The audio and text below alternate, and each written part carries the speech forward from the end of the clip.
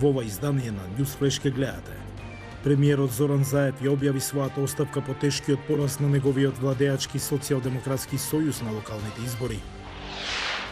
Кризата со мигрантите од Хаити далеку од завршена, се уште илјадници лица се обидуваат да ја преминат границата со САД. Судија од Србија, поттикнато состојбите во судството, почна да пишува книги што многумина ставија во незгодна позиција. Останете со нас и ќе дознаете повеќе. Поздрав од Вашингтон. Јас сум Јованчо Наумовски, ова е Newsflash на Гласот на Америка на македонски јазик. Премиерот Зоран Заев синоќа ја објави својата оставка по поразот на неговиот владеачки социјалдемократски сојуз на локалните избори. Заев, меѓу другото, е против одржување предвремени избори. Кандидатите, поддржани од главната опозицијска партија ВМРО ДПМН, освоија 46, додека социјалдемократите 16 општини. Дуипак во наредните 4 години ќе управува со 10 општини, повторно победи во Чаир, Кичево и Струга, но загуби во најзначајната општина за нив Тетово. А од останатите вести. Официјални лица од Обединетите нации предупредуваат дека кризата со мигранти е далеку од завршена, додека илјадници мигранти се обидуваат да влезат во САД. Стефанија Капри известува за ова. Да ја преминат Рио Браво или Рио Гранде. По разгледување на опциите, ноќта на 23 септември неколку семејства на мигранти од Хаити донале одлука.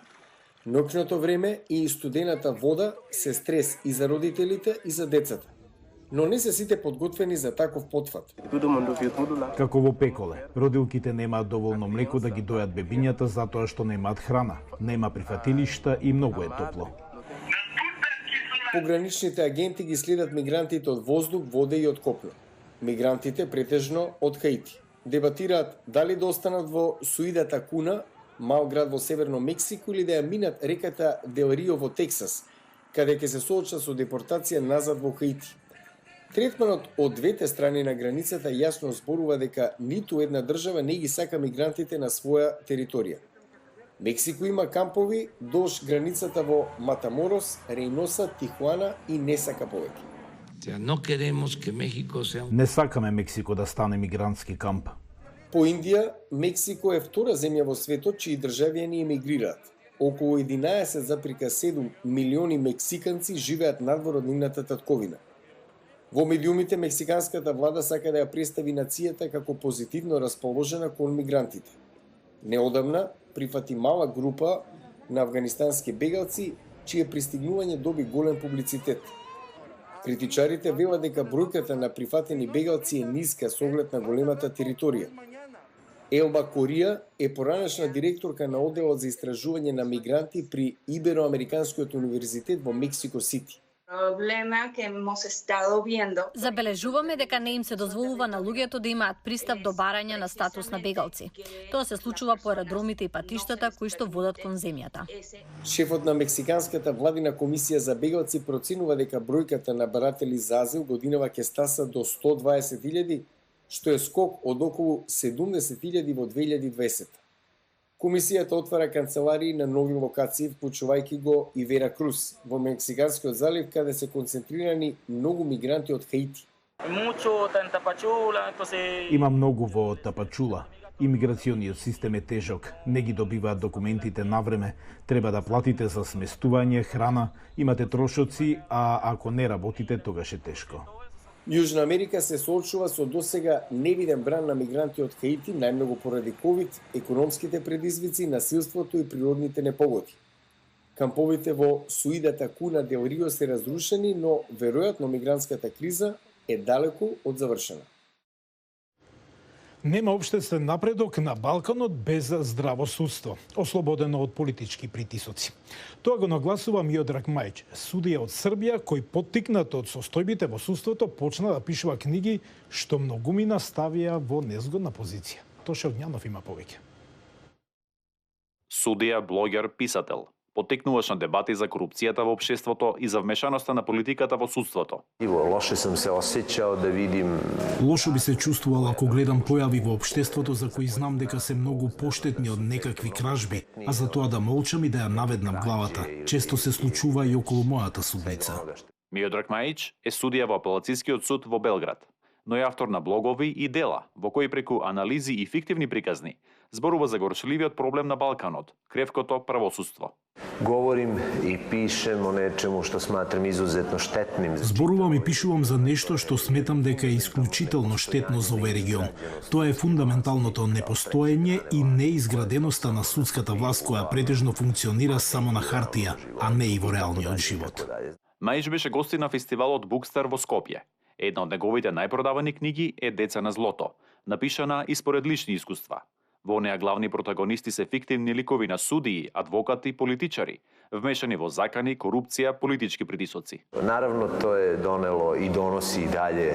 Секако дека тоа донесе и се уште носи бројни непријатности, но веќе ги оттргнав. Тоа е цената за тоа што го зборувам. Смета дека наследството од некогашните управувачки и владеачки системи на Балканот ги спречува демократските процеси. Mi se zapravo borimo sa jednom duboko... Во основа се бориме со една длабоко вкоренета култура во која има наклонетост кон владењето на поединецот, наместо кон демократските механизми, кон поделбата на власта, кон распределбата на моќта во општеството. Бавниот напредок во општеството и нискиот економски стандард ги поврзува токму со немањето здраво судство. Nemate društva koje ima ovako... Не може општеството со неразвиено правосудство да биде богато и напредно. Нема просперитет ако владее корупција. Никаде не одиме, додека не ги отстраниме тие појави. Додава дека проблем за регионот е што ретко се завршуваат судските случаи против лица од високи позиции. Svi koji se bavimo krivičnim... Сите што се занимаваме со кривично право знаеме дека за едно општество е многу позначено ако успеете докрај да истерате случај со макар и една високо позиционирана личност, отколку со стотина ситни извршители. Се плашам дека одиме кон овој модел, кон процесирање на ситните извршители. I ono što je takođe pojava veoma tipična za Srbiju... И појавата што е типична за Србија, а веројатно и за регионот. Механизмот за кривично гонење се користи за политичко дисциплинирање на противниците.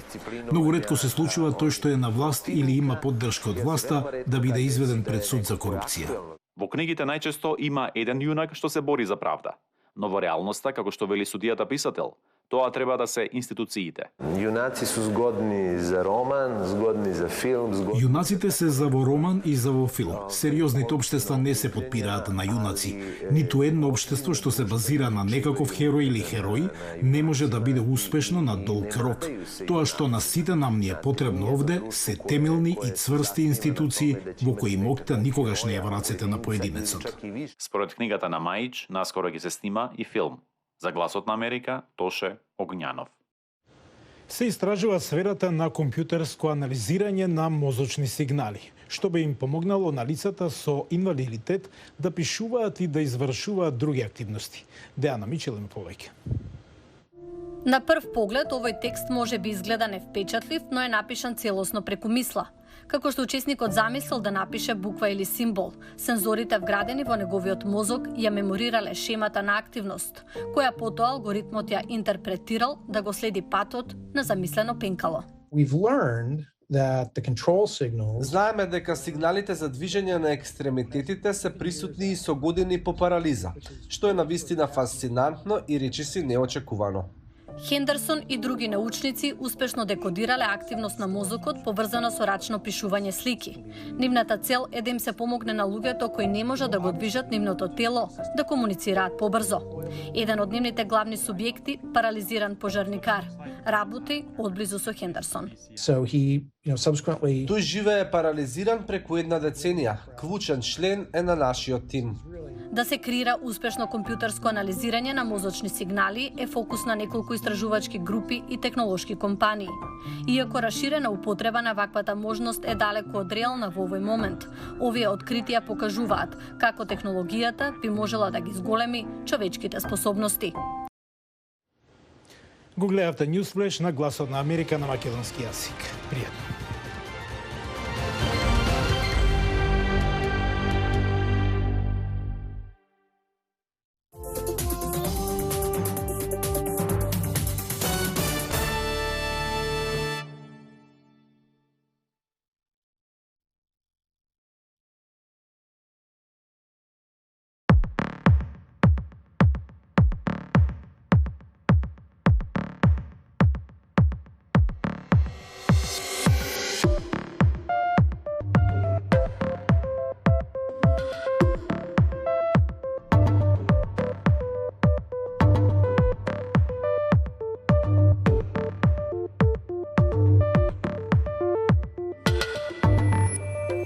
Moscow.